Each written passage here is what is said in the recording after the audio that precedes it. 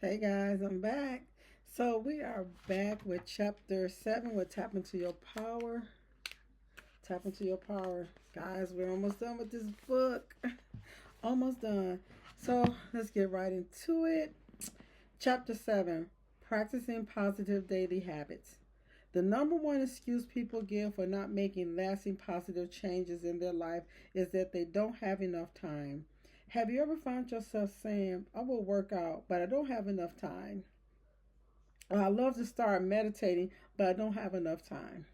What if I told you a life beyond your wildest dreams is possible if you dedicated 15 minutes of your time to it every day?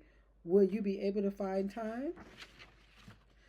The issue really isn't time, it's that we aren't prioritizing our time. We give so much of our time to mindless tasks.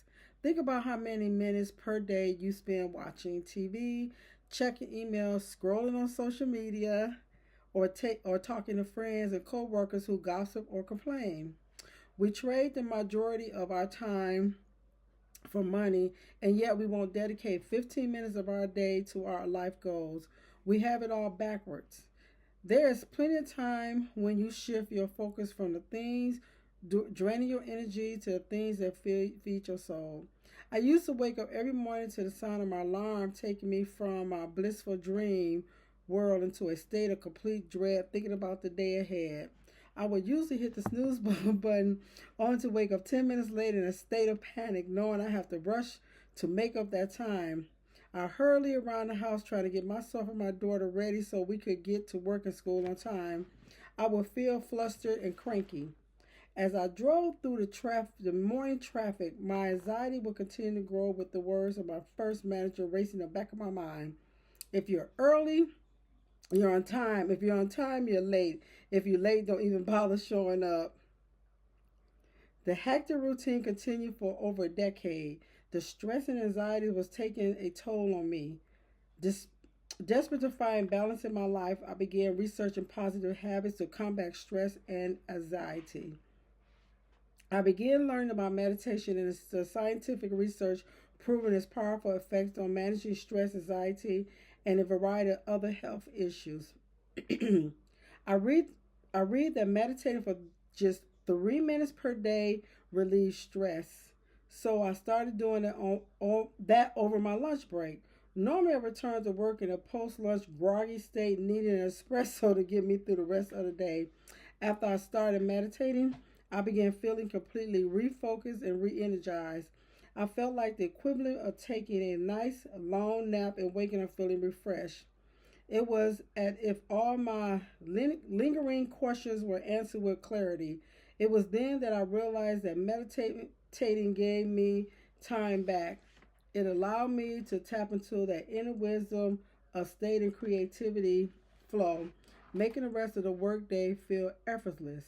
Instead of mindlessly going through the motions, I was working with creativity, precision, and focus. I realized that one brilliant idea that came to me during meditation could save me years of wasted time staying in a situation that wasn't aligned with my purpose. Start your day right. Oh, she got, let me see. Okay. She got this little quote right here, and I'm going to read it because I always usually skip it. As I do the inner work to raise my vibration, I attract more high vibrational experiences into my life. Every day is filled with joy, love, and gratitude. Start your day right. As I continue my personal growth journey, I realized that how I was starting my day was negatively impacting my mindset first thing in the morning, which affected my entire day. I started setting my alarm clock 10 minutes earlier and used those 10 minutes to focus on my well-being. This had such a big impact on my mindset, the way I felt that I began researching the most effective morning habits. As I got into a new morning routine, I began waking up filled with enthusiasm and joy. It changed my entire outlook for the day and week and eventually my life as a whole. Here's what I incorporate into my morning. Try each of these elements out and see which works best for you. Feel free to make your own. There's no right way to create a morning routine. It looks different for everyone, so trust what feels good to you. Keep in mind the first couple of weeks may feel tough as you're getting used to it, so start slow. Give it some time before you deciding if it's for you or not. The first one is movement. Start your morning by getting out of bed and doing 5 minutes of stretching and light yoga. Get the blood circulating to wake up your body and set an intention for your day. Movement helps you get out of your head and come into your heart. It moves the stagnant energy so creative energy ideas can flow. Alertness. To get out the groggy state, brush your teeth, wash your face or shower, and drink a glass of water. Meditation and visualizations. Take at least 2 minutes every morning, even to visualize your big picture dream while feeling all the feelings of having it now. It's amazing how powerful these 2 minutes practice is. Gratitude. Give gratitude every morning. Gratitude is the center of the law of attraction. This is the easiest and fastest way to get in a high vibrational state. If you want to attract more positive things in your life, you must be grateful for what you already have. Go outdoors. Syncing with nature helps get you in touch with your higher self and feel connected to all that is. Instead of doing just be, slow down and come into your heart. This is where you will filter out all the unnecessary stuff and get in touch with your intuition. Shake up the energy. While it's important to tip the scales to the positive side, you are still a human being and will still feel a wide array of human emotions, both good and bad. No one can be positive all the time. This is something often promoted in spiritual circles and on social media and can be harmful because it can cause people to bury emotions rather than processing them. It can also lead you to feel guilt or shame around experiencing anger, rage, or sadness. No one is exempt from these emotions. It's important to allow yourself to feel what you're feeling and release the feeling rather than repressing them and letting them build up inside you. Here are some ways to release these emotions. Venting. Verbally expressing what's bothering you can be very therapeutic.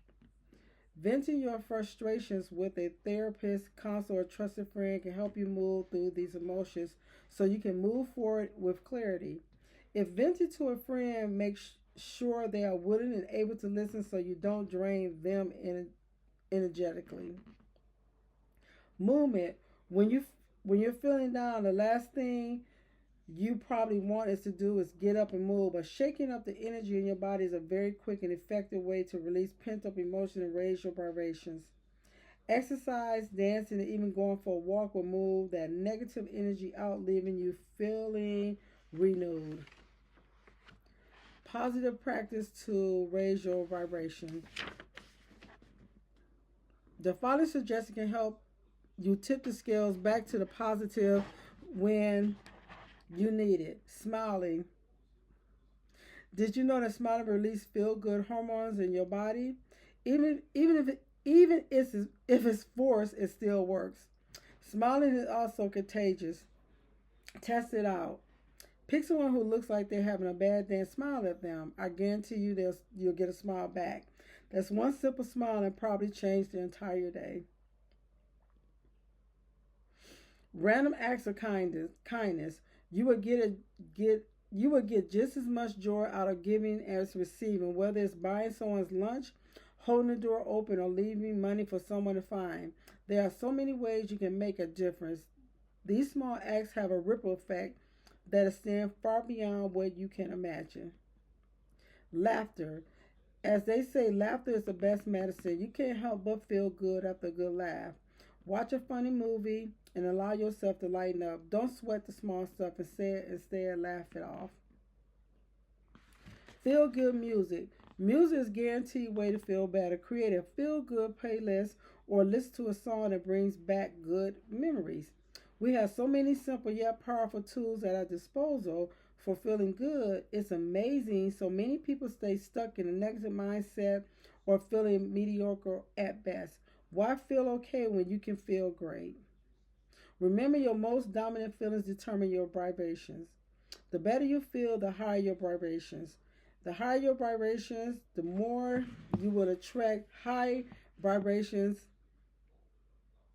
experiences into your life. Stop thinking about what leaves you feeling high vibe and try to incorporate that into your routine more often. Make manifestations a habit. Our subconscious is controlling the show the majority of the time. This is why it's so hard to form new habits or quit old habits. This is why people read a self improvement book and get all excited to change their life, but end up right back in their normal routine 2 days later without making any meaningful progress. Here are some practices that will help you integrate intentional manifestation into your daily life. Question everything. This will help you bring awareness to your limiting beliefs and anything holding you back in your subconscious. Check in with your thoughts and feelings throughout the day to see where your focus and energy are going. Hold the vision of what you want to manifest twice a day for 2 minutes. Allow yourself to dream big and let your imagination run wild. Make gratitude a constant in your life. Practice manifesting little things to build your beliefs in the process. Keep your vision front and center. Journal about it. Create a vision board. Leave sticky notes or reminders with affirmations. I am safe and loved. Okay, guys, that is the end of chapter 7. I will be back with chapter 8 tomorrow because I will wake up with all the good vibrations. All right, guys, I hope everyone have a wonderful night. And like I always say, from my family to yours, everyone have a wonderful night. May you go to sleep with rainbows and unicorn dreams. And may you wake up with all the wishes that you want. All right, guys, talk to you later. Bye.